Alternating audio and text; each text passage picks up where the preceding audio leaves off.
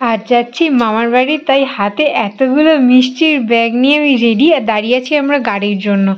গাড়িটা আসতে একটু লেট করছিল, তারপরে তো আমরা গাড়িতে করে, সেই দিনটা এতটা খারাপ গেছে যে আমাদের গাড়ি করে গিয়েও আমাদের হাঁটতে হয়েছে।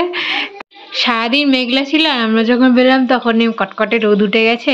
তারপর তো আমরা দুজনে গল্প করতে করতে গেলাম মামার বাড়ি, কিন্তু মামার বাড়ি গিয়ে দুপুরবেলা খাওয়ার কোনো ফুটেজ নেওয়া হয়নি, ফটো তোলা হয়েছে, সেটা তোমাদের সাথে শেয়ার করলাম। এরকমভাবে ওকে সাজিয়ে দেওয়া হয়েছিল। মামি আর দিদি মিলে অনেক কিছু রান্না করেছে। দিদি মানে ও কিন্তু বেশি বড় না আমার থেকে, কয়েক মাসের বড়।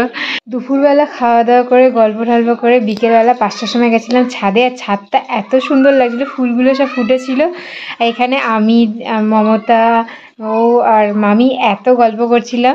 আর সামনেই মমতার বিয়ে, এই এসব আলোচনা করছিলাম আমরা। আর এইগুলো হচ্ছে সব সদস্য এবং মামা বাড়ি। আর এত মিষ্টি ওরা, কি বলবো। তারপর সন্ধে হয়ে যাওয়ার পর আমরা ছাদ থেকে নেমে গেছিলাম, নেমে নিচে গল্প করছিলাম, কিন্তু ওরা গল্পের আগামাথা বুঝবে না।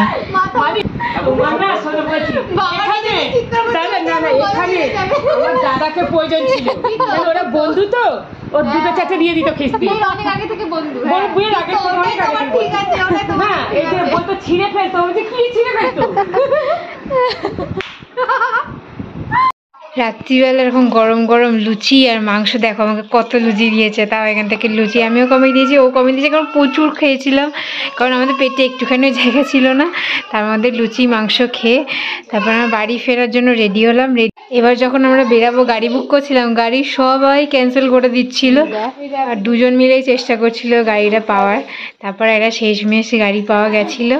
তারপর তো আমরা বাড়ি চলে এলাম। আর ভিডিওটা এই পর্যন্ত, তোমাদের কেমন লাগলো জানিও, আশা করি ভালো লেগেছে। ভালো লাগলে লাইক কমেন্ট শেয়ার সাবস্ক্রাইব করে দিও। টাটা।